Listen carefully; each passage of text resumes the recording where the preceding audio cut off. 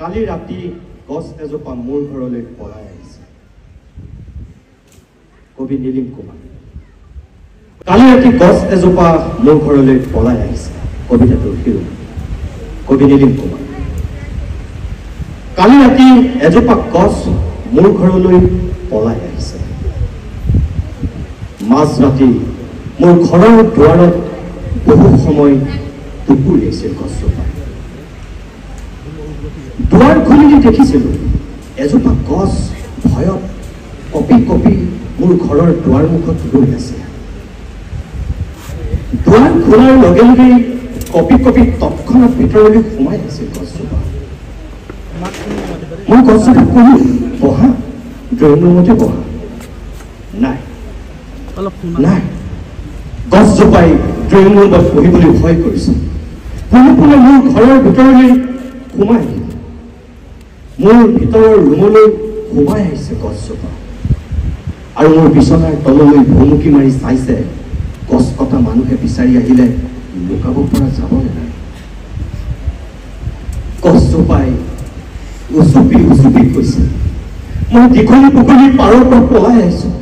চোৱা, মোৰ গাত এই 3টা আঁচ গছ কাটিবলৈ অহা মানুহে লগাই থৈ গৈছে। অৰ্থাৎ মোক সিহঁতে 3 টুকুৰাকৈ কাটিব বিচাৰিছে। 3 টুকুৰাকৈ কাটিব।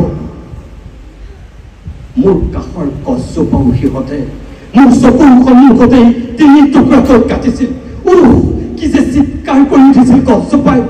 আনে কেনেকৈ শুনিব, কেনেকৈ বুজিব গছবোৰৰো যে যন্ত্ৰণা আছে, গছবোৰৰো যে আছে আহ ইহ।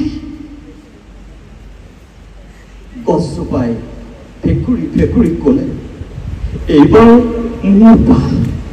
গছ কটা মানুহবোৰে মোৰ পিঠে চাই চাই কথা পাতিছিল।